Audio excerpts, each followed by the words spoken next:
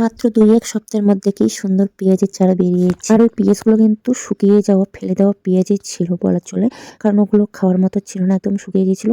তো গাইস, আমার ছোট্ট একটি কাজে পার্ট 2 ভিডিও নিয়ে চলে আসলাম। এই অগোছানো বাড়িটাকে আমার সামান্যতম প্রচেষ্টায় একটুখানি সাজিয়ে তোলার চেষ্টা করছি। তার জন্য আমার এখন দরকার হচ্ছে ফুলের টব। তো আমার কাছে ফুলের টব এখন আমি কিনছি না, তো আমি বাড়িতে পড়ে থাকা জিনিসগুলো দিয়ে ফুলের টব বানিয়ে নিচ্ছি। এই বালতিটা যেদিন থেকে ভেঙেছিল সেদিন থেকে ভাবছিলাম যে একটা ফুলের টব বানিয়ে নেব, কিন্তু সময়ের অভাবে পাচ্ছিলাম না, তাই ঘরের পিছনে পড়েছিল অনেক দিন থেকে, তাই এতটা নোংরা হয়ে আছে আর কি। তোমাদের হয়তো দেখে ঘৃণা লাগতেছে তাই না, কিন্তু আমারও সত্যি কথা বলতে একটু ঘৃণা লাগছে। তো আমি পরিষ্কার করে নিচ্ছি, কি আর করা যাবে, কাজ করতে গেলে তো একটু ঘৃণাটা একটু কমাতেই হবে তাই না। আর তেমন একটা নোংরা জায়গায় ছিল না, সেই জন্য আমার অতটা ঘৃণা লাগতেছে না, কারণ হচ্ছে ঠাকুর ঘরের পিছনেই ছিল আর কি, সাইডে। যাই হোক, এটাকে আমি পরিষ্কার করে আগে এইভাবে একটুখানি কেটে কুটে নিচ্ছি আর কি, একটুখানি ডিজাইন করে নিচ্ছি। আর কাটতে গিয়ে দেখি অনেকটাই সময় লাগছে, তাই একটুখানি কেটেই দিলাম, তোমাদের দেখতে যেন একটুখানি বিরক্তি না হয়, সেই জন্য একটুখানি স্পিড দিয়ে দিলাম আর কি।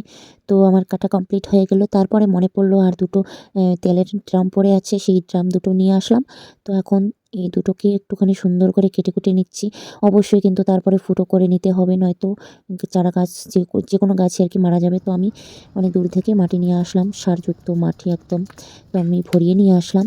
এখন আমি গাছ পুঁতে দিব। তো এই বড় টবটার মধ্যে না কয়েকটা ধনে বীজ আমি এখানে ছিটিয়ে দিলাম। তো বাইরে ধনে বীজ ছিটিয়ে দিয়েছে বাবা, তো আমি বলছি আমার জন্য কয়েকটা রাখতে আর কি। মানে আমার ইচ্ছে যে আমি মানে নিজে একটুখানি টবে ছিটিয়ে দেবো, দেখি কীরকম হয় ধনে পাতা, মানে ধনে গাছগুলো। তো আমার কাছে ফুল গাছ বা ফুলের চারা নেই বর্তমানে, দুটো আছে, দুটো চারা আমি লাগিয়ে নিব। আমি 1 জানুয়ারির দিন কয়েকটা চারা নিয়ে আসি, তার মধ্যে এই চারাটাও নিয়ে আসছিলাম। ফুলটা কিন্তু খুবই সুন্দর, একটা ফুল ছিল, সেই ফুলটা না ছাগলে খেয়ে ফেলছে। আর এই বেগুনি চারাটা না আমি একদিন বাজারে গিয়ে নিয়ে আসছিলাম, তার সাথে আর 2-1টা ফুলের চারাও নিয়ে আসলাম, এই সাদা ফুলটাও নিয়ে আসলাম। তো গাইস, এর আগের ভিডিওটাতে শুধুমাত্র কিন্তু আমি এই প্যাকেটটা দেখিয়েছিলাম, মানে আমি বস্তা দিয়ে এইভাবে যে সেলাই করছি, এটা শুধু এইভাবে রেখেই দিয়েছিলাম। তো দেখো, মাত্র 2-1 সপ্তাহের মধ্যে কি সুন্দর পেঁয়াজের চারা বেরিয়েছে। আর ওই পেঁয়াজগুলো কিন্তু শুকিয়ে যাওয়া ফেলে দেওয়া পেঁয়াজের ছিল বলা চলে, কারণ ওগুলো খাওয়ার মতো ছিল না, একদম শুকিয়ে গেছিল। তো আমি এখানে পুঁতিয়ে রাখছি, তবুও কিন্তু হয়ে গেছে গাছ। আর এই পেঁয়াজগুলো অনেকটাই ছোট, দেশি পেঁয়াজ বলে জানি। তো আমি যে কোনো কাজে কিন্তু বেশিক্ষণ করতে পারি না, এই যে একটু একটু করে করি, কারণ ছেলে আমার কোলে নিতে হয়, ছেলেকে সামলাতে হয়।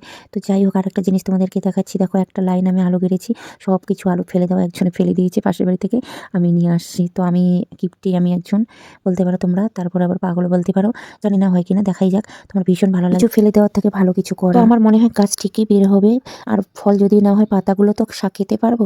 তো যাই হোক, আজকে আমি একটু উঠোনটা লেপে নিচ্ছি গোবর দিয়ে, কারণ হচ্ছে রাত পোহালি সরস্বতী পুজো, আমাদের বাঙালিদের পুজো মানেই তো হচ্ছে লেপা মোছা, এটাই সব থেকে গুরুত্বপূর্ণ। তো বন্ধুরা, আজকে আমি গোবর দিয়ে লেপলাম।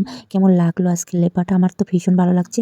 মোবাইলে অতটা ভালো দেখা যাচ্ছে না, কিন্তু অরিজিনালে একটু বেশি সুন্দর লাগছিল। তো যাই হোক, সবাইকে সরস্বতী পূজার অনেক প্রীতি, অনেক শুভেচ্ছা রইলো। সবাই এনজয় করো, খুব ভালো থেকো, সুস্থ থেকো। তো প্রথমে এই অবস্থায় ছিল, তারপরে আমি এই অবস্থায় আনতে পেরেছি। এখন কেমন লাগছে তোমাদেরকে অবশ্যই জানিও, আর আমার তো ভীষণ ভালো লাগছে। তো এরপর যখন আমি টবগুলোকে একটু রং করবো, আবারও ভালো লাগবে দেখতে, অবশ্যই আমি তোমাদের সাথে সেই ভিডিওটাও শেয়ার করব। তো সবাই ততক্ষণে পাশে থেকো, সাথে থেকো, সুন্দর একটা কমেন্ট আর লাইক করে দিও। তো বন্ধুরা, প্রথমেই বলে রাখি, আমার যদি কথাবার্তা কিছু ভুল ত্রুটি হয়ে থাকে তার জন্য ক্ষমা করে দিও, কারণ হচ্ছে আমি লেপ কম্বলের ভিতরে রাত 3টার মধ্যে এডিট করতেছি, অনেক সময় কথাগুলো জড়িয়ে যায়, আমার কথা বলতে ভীষণই অসুবিধা হয়, রাত ছাড়া আমার তো এডিট করার সময়ও হয় না। তো চলো এবার ভিডিওটা এখানে শেষ করছি, তো দেখা হচ্ছে নেক্সট ভিডিওতে, বাই বাই।